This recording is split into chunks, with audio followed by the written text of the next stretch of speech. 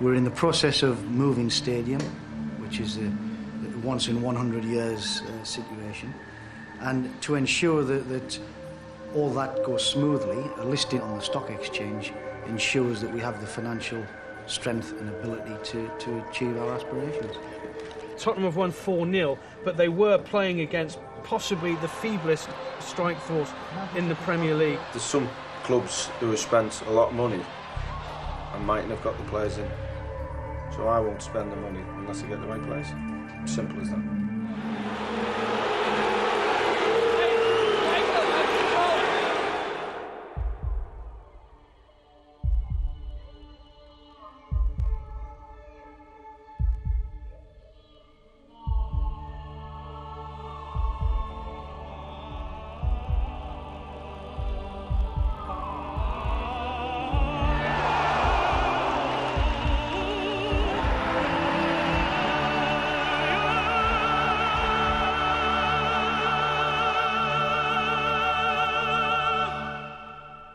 Sunderland Football Club, if you like, their results is very much like the weather. If we get beat, it's like a very wet, windy, horrible day. Everyone's face is down. You come the summer, it's nice and bright. Everyone, we win. Everyone's got the same sort of attitude. It lifts people's spirits. It can take over your life.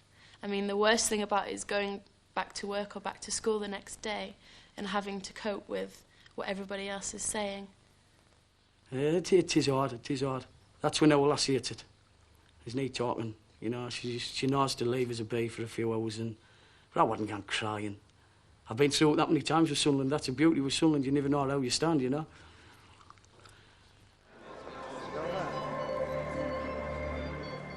By now it was March. Sunderland had played 29 games and had only 10 more to go.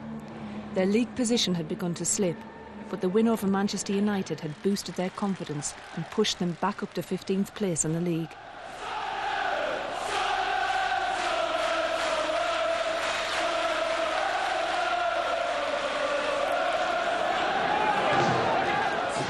Now, if they could only secure another 3 points against Sheffield Wednesday, they'd be back up in the middle of the table where they'd been for most of the season.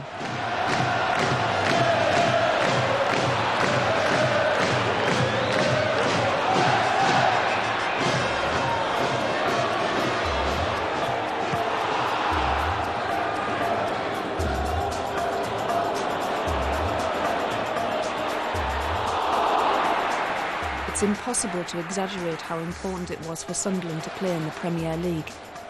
For the club it was money, and for the supporters it was the pride.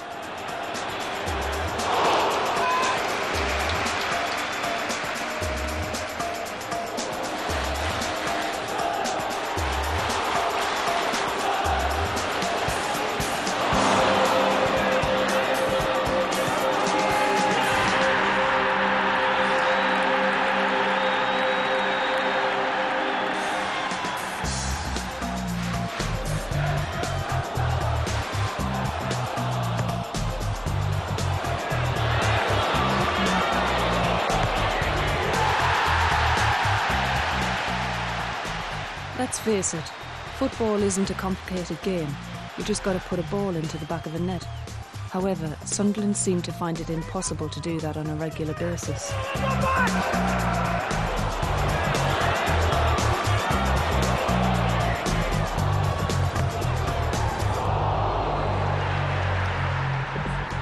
Time and time again, games slipped through the fingers, and if Peter was going to sign a new striker, there were only 2 weeks to go until the transfer deadline.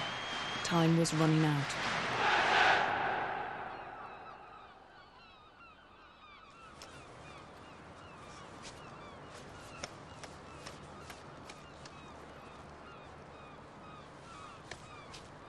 We can say we want everything, or supporters can. I can say it as well, but at the end of the day, it's them that's got to put the money in and answer for it. Peter Reid's got to bring the right ones in. And he's got to get the money to do it, and what goes behind there, we never find out, like. We just hope at the end of the day it comes off right, which I'm pretty sure it will. Well, how much are you talking about? Sorry? Fucking hell, he's started 2 million over there now, don't he? No, I wouldn't be doing anything before the deadline on that. Nah. All right. Thanks. Where was that? Can I ask? That's just an agent. About a Scandinavian place. Starting at 2 million. Well, I asked the price and he said 2 million, so... It's everywhere you go now. Hello? People ask me the questions about the transfer market. People are saying to me, well, why haven't you done that? Because there's no one value for money who I think will improve us at this moment in time. And that's something that people might say to me I failed on, but I don't. Because I'll only go for who I fancy. And as frustrating as it can be, trying to bring new players in, I might get a phone call this afternoon and you're on the way with it. Who's the president there at Wren? This was a frustrating time for the supporters. The new stadium had raised their expectations. They now wanted to be like neighbours Middlesbrough and be entertained by international stars like Ravanelli. He cost £7 million and earned around $42,000 a week, but at least he scored 31 goals. After all, new starts are what the club had promised when they doubled the price of a season ticket. Yondal Thomason, young lad, good potential. Been looking at him for a while. They've come up with a fee of around 8 million guilders, which translates into something like 2.7 million quid. And at that price, Pete's view is that it's worth a stab if we can tie him up. But with anybody, I mean, he's a Danish lad playing in Holland at the moment. You know, he's got to feel he can settle in the northeast. So a chunk of today is purely sit down, see whether he feels he can settle, whether he's attracted to the club. Like, you know, we'll show him around the stadium, let him see how they train in as low-key way as possible, as we just said, and then take it from there. I think he's suggested already to his agent is that he's a very young man and he's prepared to wait for his big clubs, and it might not be right for him to be joining one of the big clubs, because there has been a suggestion that he would be joining at the end of the season one of the big clubs, especially the one in Holland where they've lost their star centre forward Kluivert. If it's positive, we'd probably try and do it before deadline. He's a proven goal scorer, isn't he? He's a proven goal scorer. Yes, Darius. Can I tell you who it is? You can stand at your front, but we're not going to tell you who it is. So do you reckon that's what it is? Do you reckon it is somebody... It's a new player, aye. It's a new player. But he wouldn't tell us who it was. Well, excited, man. We didn't see many signings here. we didn't say any. We said them coming in and going back again. He got good enough. The internationals are not good enough. I don't want him to tell anymore. He's died. It's Klinsmann in disguise.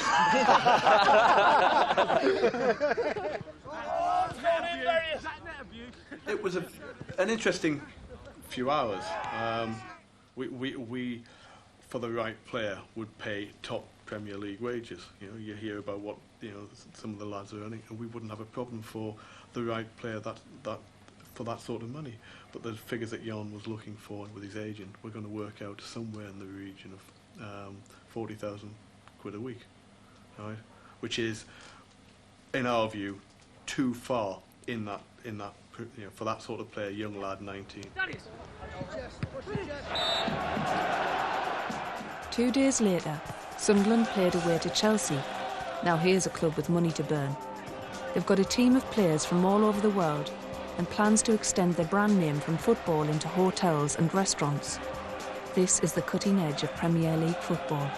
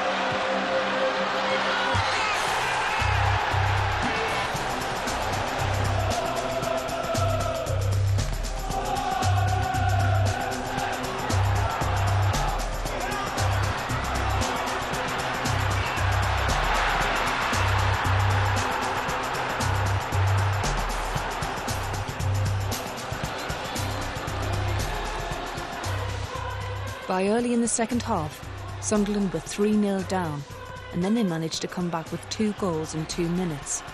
There was even a chance to equalise, and then it all went very wrong.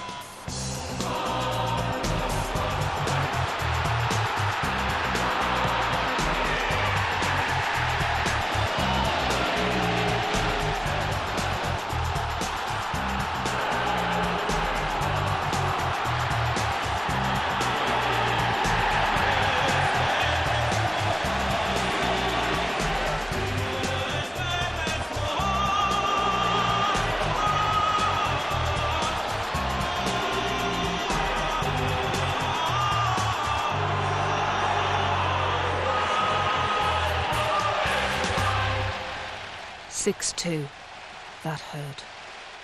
You can't describe how dejected you feel. You really... It's awful. Because you know you can't get anything from that match, and yet you've still got to stand there and watch it. And that's the first match I've ever walked out before the final whistle. I think his tactics this season have left a lot to be desired.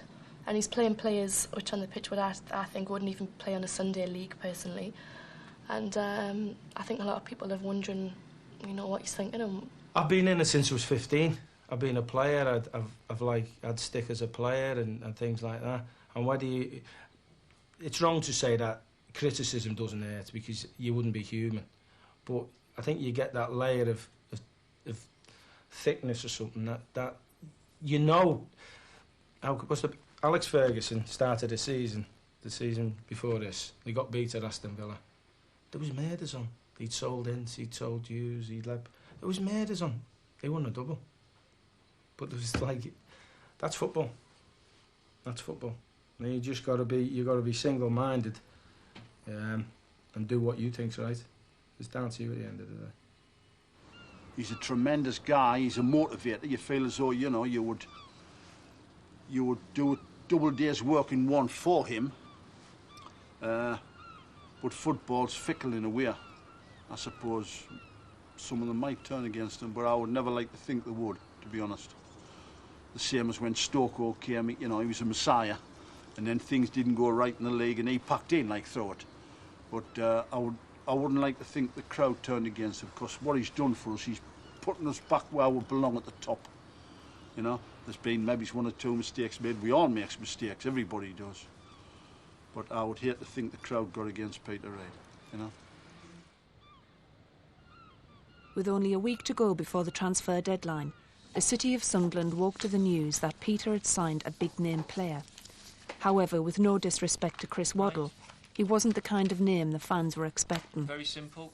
He was a local boy and an ex-international, but at 36 he was more of a glowing ember than a burning star. Anyway, he cost £75,000 and was only signed for the remaining 7 games of the season. OK, that's it. We just needed someone who could hold the ball in the final third. I thought we work hard, get the ball back, but in certain games I just thought we were giving it away cheaply in the final third. And Chris Waddle's got that ability to keep the ball. So that was... But mind you, I've tried about... I mean, this week alone I've been busy trying to get people in, and Chris is the only one who could get in. You can't plan a debut. No. You know, Tottenham, I scored 2 on my debut. Yeah. Sheffield, I got stretchered off. So you can't plan a debut, you know. Right. Good lad. All the best. All right, tomorrow. all the best tomorrow. It was a great opportunity to come back into the Premier League, and unfortunately they're at the wrong end of the table at the minute. And if it'd be a good achievement to be part of the team what stays up, and because of the new stadium and the way the club's progressing, it's very important that they stay in the Premier League. Well, I think the squad and the players we've got are definitely capable of doing that, no doubt about that. And that's why, you know, it'd be nice to be part of it. Is he any good? Well, we got beat 6-2, so he's got to earn his place to get in. Not only that, we don't know how good he is either. Chris... What's his name? What's his name? Chris Have you what? seen him play? It's been rumoured for months and months and months that we're going to buy him. You know what I mean? So We made a world-class player. Yeah. it's crucial for us, you know, going into the last few months of the season and in the position we're in. A new face gives everybody a lift anyway. We've even had supporters up the training ground this week. Yeah. You thought they were there for you, didn't you? Yeah. Used to be Copenhagen up there. To win! Fight to win! Bravo! Get like from fucking Monaco! Oh, get out! Oh, I can see that's Waddle. It's just kicked the ball. That's Waddle. He's just a panic buy, isn't he? They leave at the last minute of the season when they're struggling before they buy anyone. And all of a sudden, we'll get indulgence in the transfer market, get speculation. Every man his dogs come to Sunderland. If Murray's got this 10 million, Freed's got it at hand, why isn't he delved into the transfer market? It's always been the same. Everyone's waiting for the big signing. Year after year after year, we always seem to be struggling to stay in. Or... Did you think it would be different this time? Talking to him, like. Well, I did think we might have done a little bit better than we have done, but unfortunately we haven't. But, as they say, be positive, think positive, look on the bright side of life. I think bringing Chris Waddle here is a tremendous move for us. He'll boost the crowd, they'll get behind them, and, once the crowd gets behind them, it's as good as a goal, like. And possibly one or two more here might be coming, so let's hope they do. And give a bit firepower in, But the pitch is looking canny, and if we get it good for Saturday, and we'll let Chris have a nice firm run up the wing here, and he might put a few balls over, we'll get a few headers in or something, or he might score himself.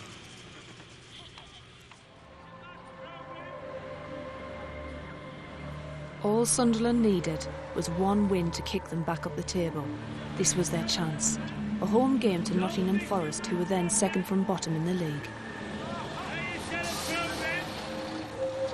The problem is, when you go and see a football match, you've no idea what kind of game you're going to get, especially with a team as unpredictable as Sunderland. This is the important part of the season in respect of this is a time when teams obviously going to be fighting to win the championship, get into Europe, or battle to avoid relegation. Early on in the season, everybody's expectations are still quite high because the possibility of doing anything's still there. But as the games start to dwindle, the league's table's taking shape, so people tend to see which team's going where. Clean sheet and we win it. Come on, boys. Give it tight. Straight into him, first minute trips. All right, let's get started quick. Let them know what they're going to get.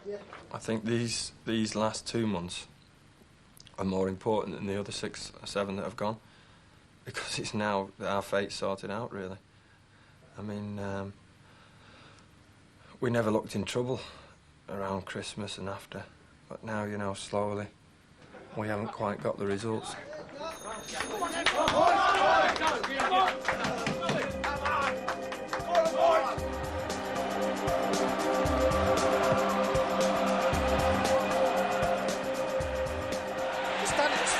Sure of getting here.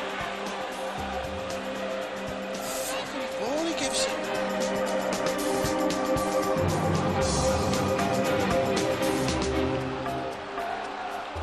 Hiya, Bob. Just don't let Waddle do Daddy's job. Oh, he's a nightmare, isn't he? Tell him. Cheers.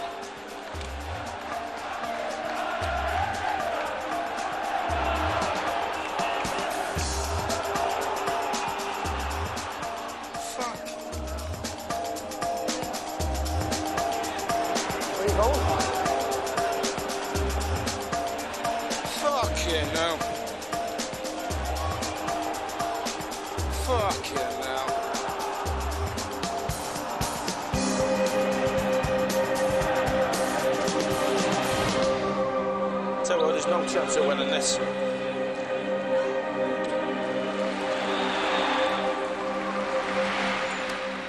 It was exactly 2 years ago that Peter arrived at Roker Park to save Sunderland from relegation. The way this game was going, it looked like he would have to save them once again, but this time in a much tougher league. Give it to Wadley and get in the box.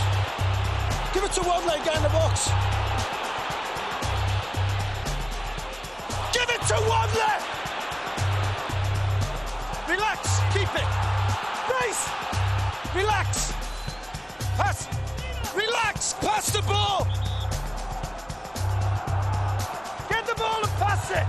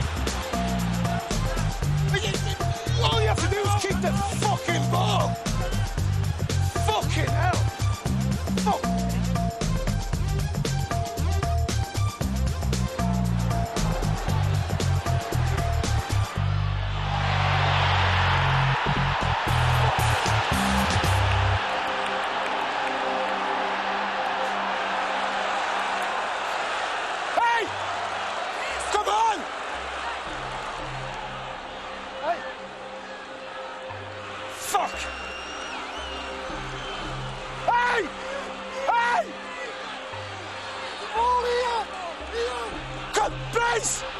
Come on! Fucking come on! 1-1. They'd been only 3 minutes away from victory and 3 vital points. Yet again, over 20,000 people had paid up to £20 to be put through hell. Everyone held their breath and waited to hear the other results. Down at the bottom, there's a new inhabitant in those bottom 3, and that's Coventry City. They don't want to be there, but they are. They join Nottingham Forest now and Southampton in the bottom 3. Sunderland at 16 is looking much brighter now for Harry Redknapp's West Ham. They're on 33 points. And Derby County, well, Jim Smith can... There wasn't a lot of chances in the game. I thought the chances that were created, we had the best ones. I thought we were just going to win it, just going to hang on. But all credit to Notts Forest, they battled away and they come out with a point. What about Chris? I think Chris Waddle handles of football. I think anyone who can do that, you want him on the pitch. You've always remained confident that you would stay up, Peter. Does that still apply? I think we'll stay up, yeah. We've got a couple of really difficult games coming up, but I think a lot of people wrote us off when we were going to play Man United, you know, so the players really enjoy them sorts of games, so we're really looking forward to them. We're 5th bottom, are we? Well, we've got to pick ourselves up and, you know, let's hope he gets a goal scorer in and, you know, and we'll fight right at the bit end. We've got to, like. But I'm very low at the minute. What will you be doing tonight? Oh, I'll be having a few drinks and that's it. It's, I don't know. It's a shame we couldn't have lasted out for, you know, what, 3 or 4 minutes? If we're 5th off bottom, it's better than I thought would have been, to be honest. Did Middlesbrough win?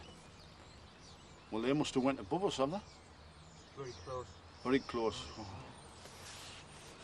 We've just got to go to Newcastle and beat them, and then beat the Borough. That's it, in a nutshell. I can't say any more, lads. That's it. I'm too, you know. See you Monday, Tommy. OK, I'll see you later, lads. Thanks. Oh, well, as soon as them, you could see it happening. I said to Glenn and Rafi, my mates, I says, we need another goal, you know. I says, we desperately need another goal. And Forest weren't playing that well. They were playing OK, but you just sensed it, you know. They scored and I didn't turn around. I just says, I'm away. And I just went straight out the ground, straight home, you know. That was the gut-wrencher.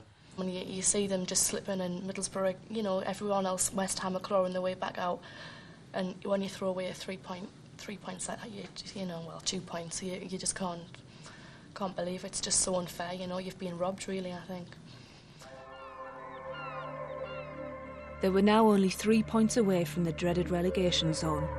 How quickly can fortunes change? Where once there was a crush to buy season tickets, the club was now deserted. Famous names have been greeted by the infamous Broker Raw. How fitting that Sunderland's final season at Broker Park will be back where we belong, the top flight of English football. As First Division champions, we've moved into the Premiership, and now we're getting ready to move again, this time to a magnificent new home.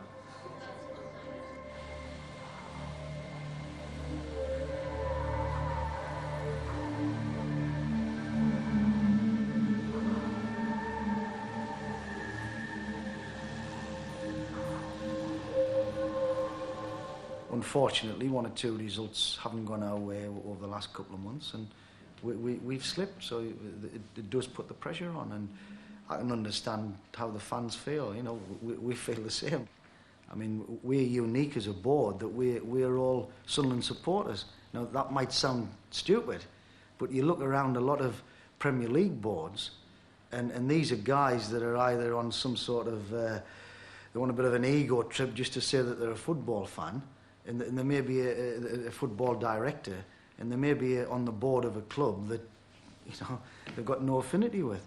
I mean, the board put £2 million in towards the stadium because it was felt by the financiers that it was necessary for us to show our colours, our commitment, our enthusiasm, the seed corn for the development.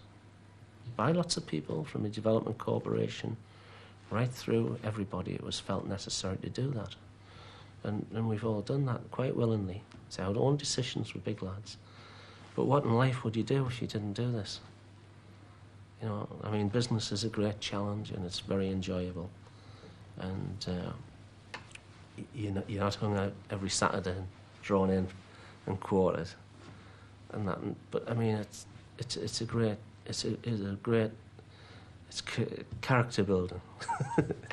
Neither you nor Bob get paid. Yeah. Why do you do it then? Well, I look at it as a bit of an honour, actually. I mean, I know it might sound a bit pompous, but at the end of the day, it's like me. If we win, I'm happy, and it's great to watch everybody else going home, smiles on their faces, and that's what it's all about, isn't it? And we're all happy till the next game, then, aren't we? You know. But at the moment, we've been a little bit down, but that's what it's about. That's what it's about. Bob and John may not get paid, but of course they do stand to make millions from the shares if the club is successful. Although they couldn't really affect what happened on the field, there was still plenty to do at the new stadium. In many ways, they've been quite fortunate. We haven't had too bad a winter, really. I mean, they've lost a number of days for high wind, but in general, we haven't been under 2 foot of snow for 2 weeks. It's been very, very lucky from that point of view. We've got the bit lighter nights now, and you can see there's 1 or 2 guys who now, you know, they're working till 6, 7 o'clock, and it's amazing how stuff is really coming together. I mean, the bowl it's as near as damn it finished. You know, they're well on the way with that. What we're doing at this moment is fine-tuning the interior layouts and the details, so that we know exactly where we're going. The amount of thought that's gone into it has been fabulous. It's had everything from its materials to its size to its logistics, its practicalities all worked out. And we thought we wouldn't be doing justice to anything unless we explored all possibilities, and whilst our home and away dressing room is the same size, true, John? Yeah. And they've got the same number of pegs, baths and whatever, and footage. We thought, having visited a number of grounds, like Ajax and Holland being one, we've noticed their decor and things like that. Do you want to carry on, Graham? We want to get colour schemes within the dressing room which are pleasing, you know, to certainly the home side. Yes. And maybe not so pleasing. Or appropriate to the job in hand, basically. Absolutely. That's basically why you're here, you know, whether we should be... think about the environment. The environment and colour finishes, basically. I was thinking that the mood that you want is always of confidence and of lightness and of brightness and of optimism. Yeah. And to do that... in the home dressing room. Exactly. Just switch the lights off in the away dressing room. We're doing the total opposite in the away. I have some good ideas about the opposing dressing room, yes. So you're going to look for light, bright colours and the kinds of tones of the outside. And you would steer away from, I think, the colours that denote danger and anger. Because although you want people to go out and play aggressively, it's really assertiveness rather than aggressiveness that you want out there. You don't want fear in there.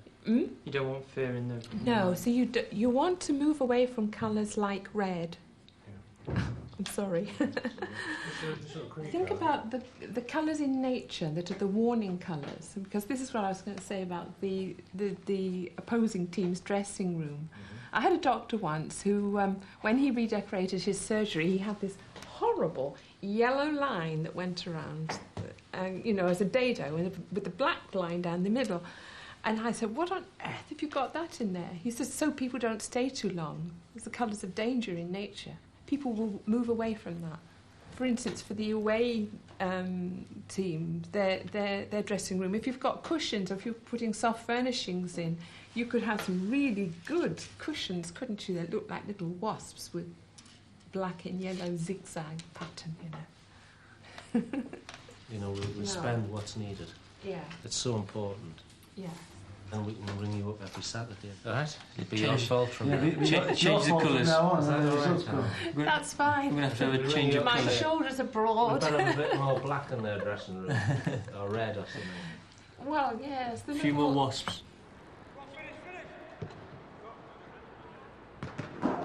It's deadline day, whereby players can be registered for a football club to play for the remainder part of the season.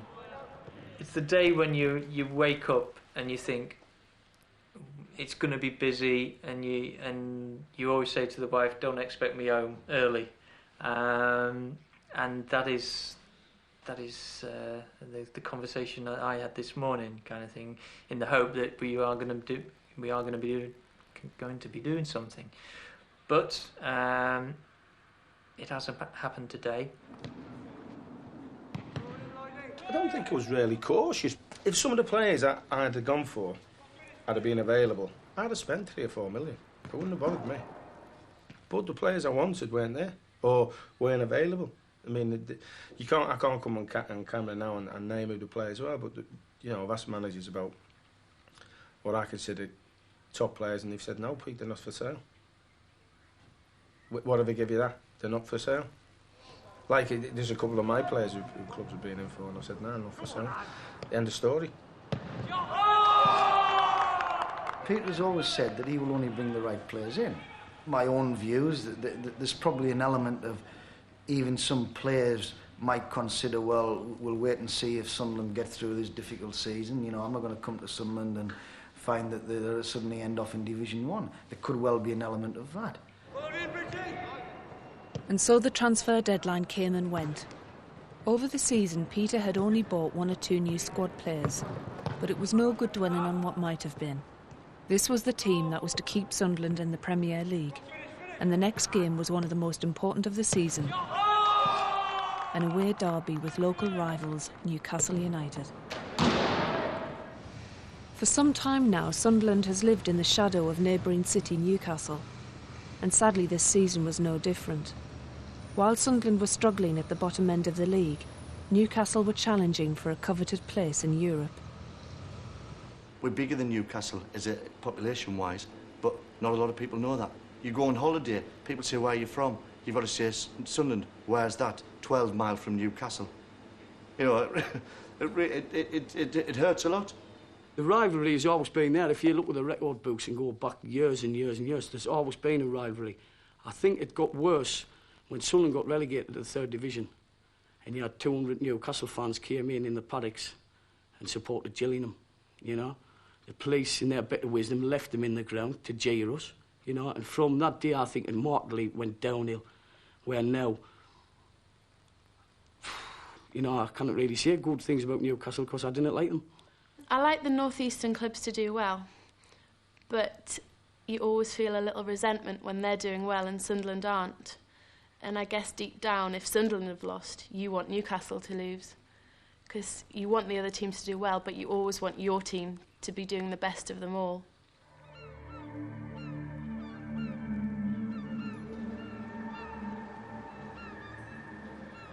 Hostilities had reached such a peak between the two teams that earlier in the season, fearing a mass battle, the police refused to attend the fixture at Roker Park unless Newcastle supporters were banned from the ground. But at the last minute, this decision was overruled. Nevertheless, Newcastle still declined Sunderland's offer of tickets. So when it came to Newcastle's turn, as if in spite, they refused to allow Sunderland supporters into St James's Park. The fans had to make do with a giant TV screen back at Roker. The game sold out days ago, but hundreds of fans still turned up on the morning hoping to buy tickets. I can do without this man at the moment. Well, it's a lockout because we're sold out, but we're moving sponsors from in the stand into the director's box to get the tickets so we can sell them to try and satisfy some of these people. There is maybe 200 that have come down wanting to watch this, and we're sold out. That's incredible, isn't Isn't it? it? But, Was it in the paper or something? well, somebody's telling me it was in the Echo last night. You could pay on the turnstiles on the day. Metro's still pushing it out. There's tickets available. Who's giving that run? Your guess is as good as mine. But all we're doing is picking up the end product there. Find out if you want it. It's been a nightmare. You've got the journal to blame because they said you could pay in the turnstile at 2 o'clock today. One adult and one child, please. One child, please.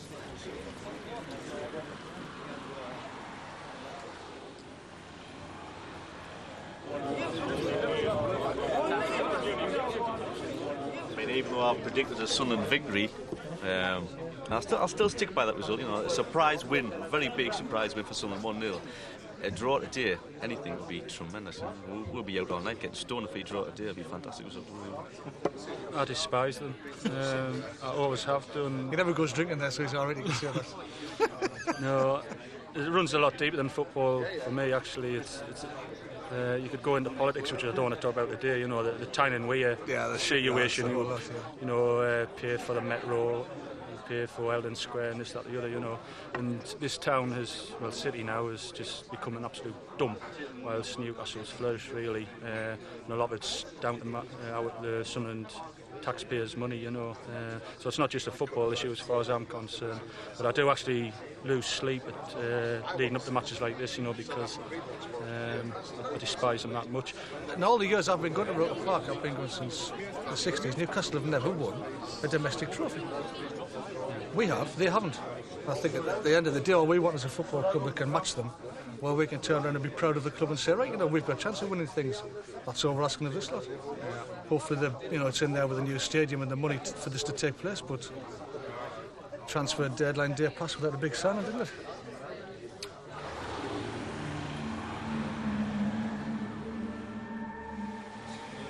Football is a tribal thing at the best of times, but if Newcastle beat Sunderland, they would send them crashing down into the relegation zone, a thought that was just too much to bear, especially for player Lee Howie, whose brother played for Newcastle. It's a bit difficult for me. I like to say how Stephen do it well, but yeah, I don't like Newcastle. I've been a Sunderland supporter. I must admit, if I says I like to see the North East teams do it well, I think I would be lying. Apart from Sunderland, as long as Sunderland's doing well, I wouldn't care. Like. Bit of Holy Ghost here, mate, please. Bit of toast on there. It's going to be awkward. We'll have nowhere to celebrate. We'll just have to run to the lads when we score a goal. There's nowhere to run to in the crowd. But I think we'll all have to run down the tunnel to be safe. I remember going when I was fairly young to St James's and just seeing like the violence really at times and the hatred, and when you get in the ground it's just sheer rivalry, you know, and not one of them wants to lose the match, and it just goes on throughout the year. I've got my lucky socks on. I'm Preston, John. There you go. Don't match the day. You hear that? Yeah. That's quality, that That's good, isn't it? Yeah. You want to see his underdogs. Yeah, that's right. How's that flag? Yeah. I'll bet me backside on the way out, yeah. I'll do that at 4:45. Hi, chaps. All right. How you doing? Good win today, please. We'll have a go. It'll be fine for us. Thanks, man. I don't care what you say. There's always the Sunderland Newcastle games are always a bit special, and we got Chrissy Waddle going back to Newcastle, where he spent, I think it was about 3 or 4 very good seasons for him up there. So I'm sure he'll get an interesting reception. I don't know what that will be, but I'm sure it'll be interesting. I played in Tottenham Arsenal. That is a lot of hatred. I think because Tottenham Arsenal are very close and in the same sort of area. Sheffield, Derby, and I've played in that. But again, it's in the same, so very close to each other. Where these have got that distance, you know, which makes it 2 cities, and I think that's why it's more of a derby game. Saturday, I'm going to St James's. I've managed to get my hands on a ticket, you know. I think the ticket is for a decent part of the ground where they're probably, you know, you're not going to have all the young elements sort of thing. I'm actually going to be in the director's box at the Newcastle match. My boyfriend's parents both have tickets for the director's box and they're away that weekend, so I've got the ticket. My brother's got 2 tickets for the game, believe it or not, which is annoying because he's not a staunch Sunderland fan like me, but obviously through business one of his suppliers has offered him 2 tickets, and he won't be taking me because he can't trust us to keep my mouth quiet. Because he knows for a fact if we score, I'll jump up and down. So he's taking his 6-year-old son instead, because he is a Newcastle fan. So I have to go to Roker Park and watch it on the big screen. If Sunderland score a goal and I've got to sit there and be quiet, it's going to be so hard. I don't think I'll be able to do it. I really think I'll jump up. But I'm going to have to stay quiet. And then if Newcastle score and I've got to stand up and applaud, that is just going to be awful. I just can't bring myself to do it. It's going to be difficult, isn't it? If Sunderland score, you know, I'm not a complete idiot. I'm not going to start and jump up and down, you know, and then cop it. But I'll be quietly smug. I'll possibly do what them do when they put their head in the hands to cry, but I'll be laughing and laughing loud. But I know for a fact once I got there, you've got absolutely no chance of me keeping quiet. And I think I'd be coming out in a body bag. How do you feel before a game like this, close to kick-off? Looking forward to it? Yeah, boots on, but them days are gone. But yeah, I mean, this is what you're in football for, and it's a massive game for both clubs. And like I say, we're desperate for the 3 points. Great shame there's no Sunderland fans here. I think they could have done the whole game, but maybe if the 6,000 at Roker really get behind you, you'll possibly hear them. Well, our supporters are different class, and we just hope that we put on a show for you today. Thanks very much. Best of luck. We'll bring you all the full team news in a few minutes' time, but I hope you enjoy the game then.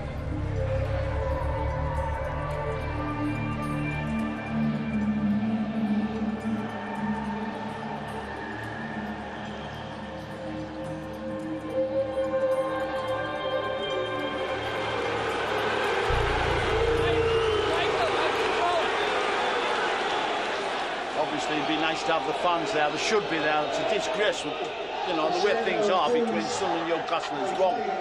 You know, in every sense of the word, it's wrong. And it's got to be put right one way or another. They've got to get together and say, now look, you know, this has got to stop.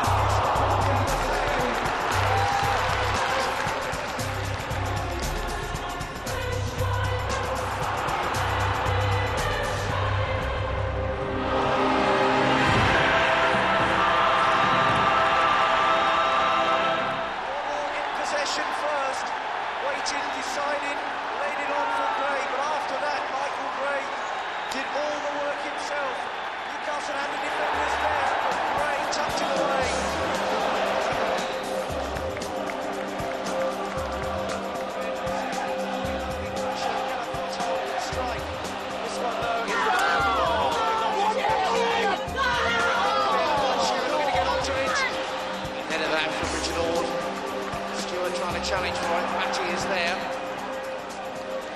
Ferdinand down to Shearer. Shearer's in here.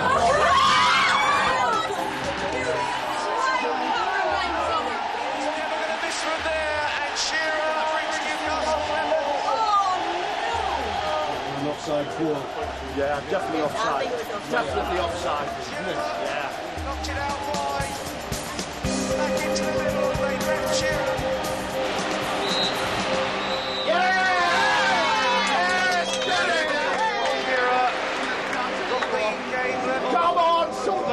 That'll do us. Brilliant, that'll do us. Offside goal. Offside goal, never mind, we'll settle for a point. A draw meant that pride was intact and Sunderland had edged one place up. You need nerves of steel to be a Sunderland supporter.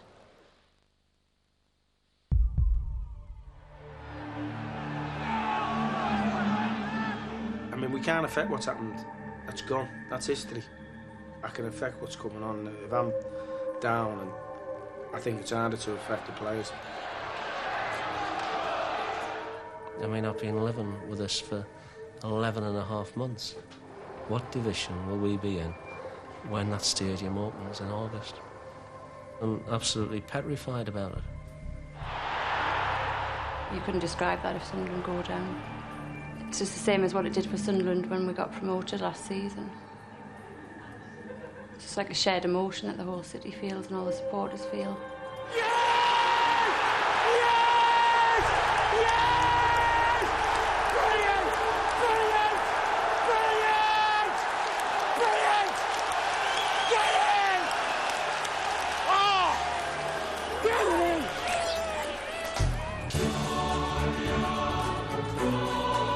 Premier Passions kicks off next week on BBC One at 10:30. Next tonight, Michael Caine is Alf.